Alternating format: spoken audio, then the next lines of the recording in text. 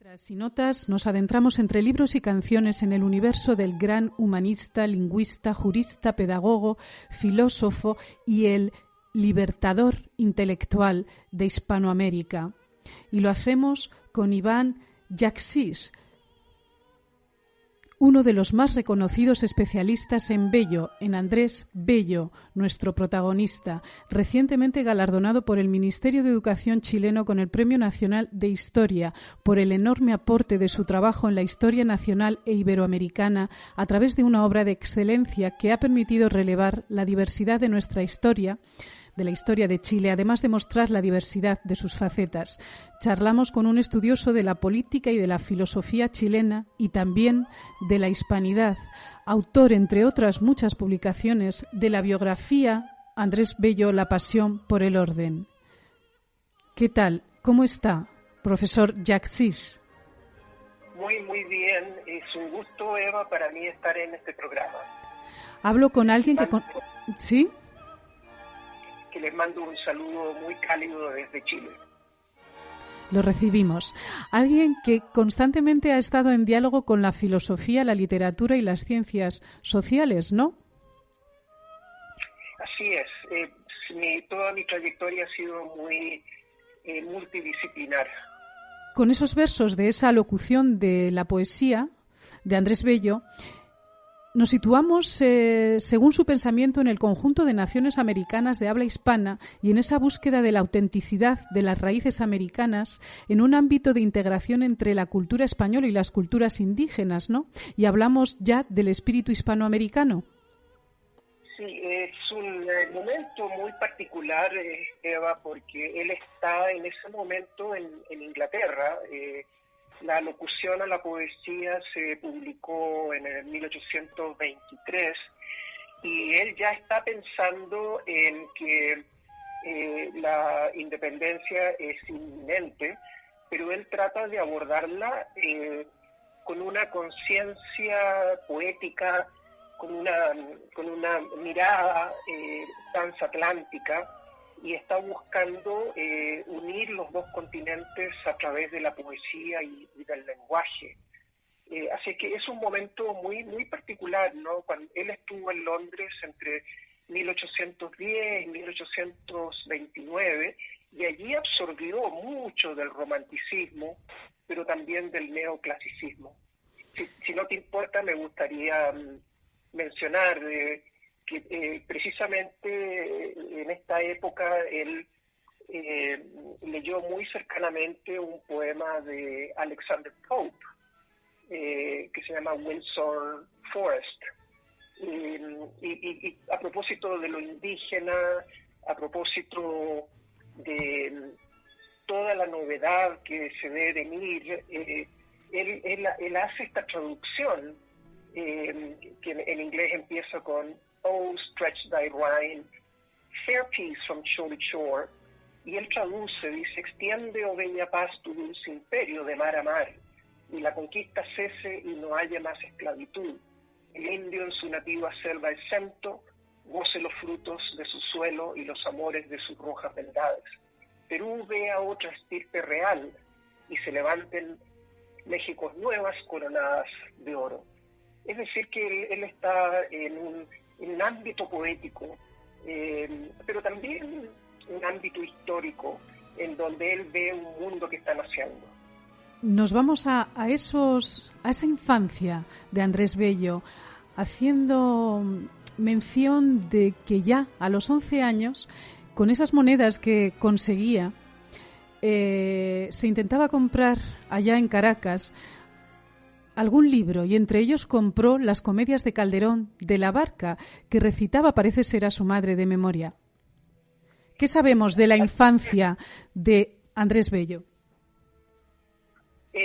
Bueno, sabemos suficiente. Ojalá tuviéramos más información. Lamentablemente se ha perdido mucha correspondencia, pero lo que sí sabemos es que él venía de una familia artística, es decir, que su padre, que era un oficial de la corona encargado de la recolección de impuestos, era al mismo tiempo un gran músico. y su madre, Antonia López, venía de una familia también de artistas, sobre todo de destacados pintores.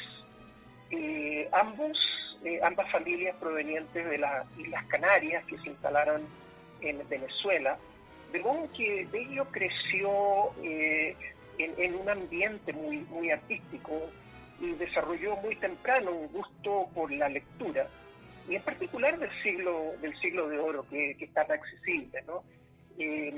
Su infancia transcurrió sin mayores pesares, transcurrió en un momento de crecimiento durante Carlos III y la transición hacia Carlos IV, que fue un periodo relativamente feliz, sobre todo muy a finales del siglo XVIII, cuando todas las reformas de Carlos III estaban produciendo instituciones muy importantes, como lo demuestra Humboldt, que pasa por allí en el año 1799, 1800, y muestra la cantidad de catedrales, de iglesias, de salas de música, hace comentarios sobre la sociabilidad de los caraqueños.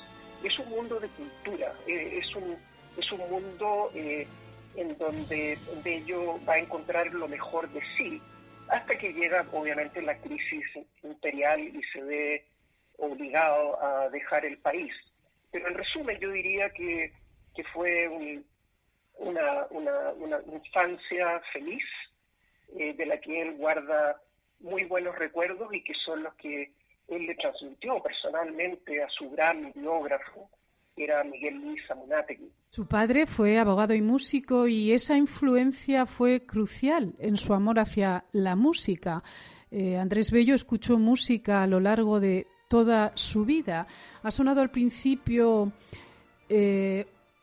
una parte de La Sonámbula de Bellini, pero nos consta que también escuchaba esta otra ópera de Donizetti, la de Lucrecia Borgia, porque era un gran conocedor de la época. Sus hijas le tocaban al piano sus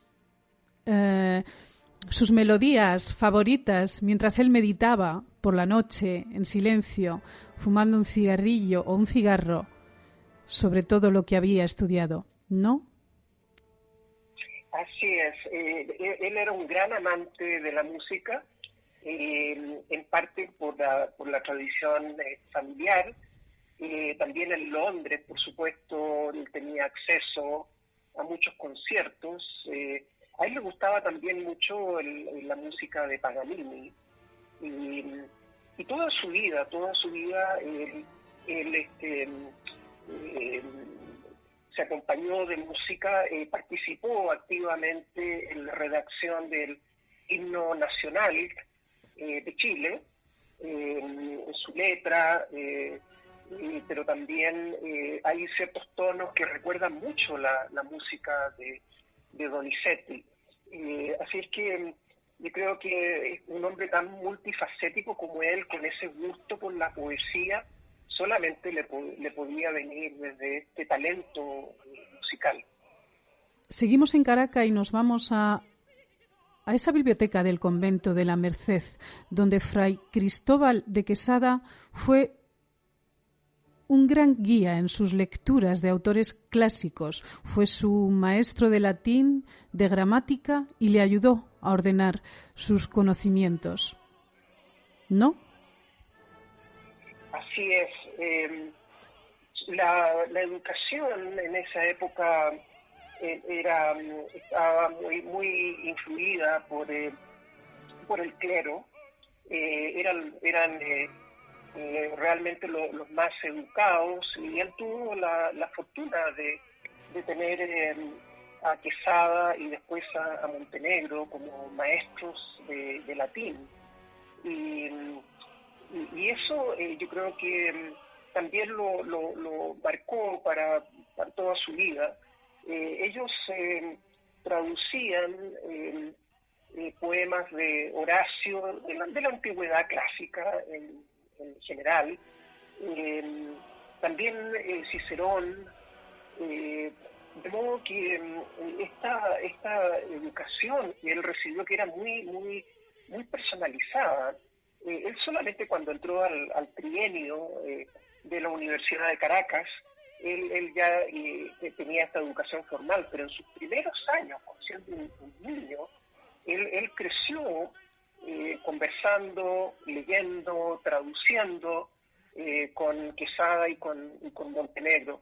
Realmente ese estudio, esa capacidad que tenía él para diferentes idiomas, le venía precisamente de esta formación latina que él consiguió a través del padre Quesada.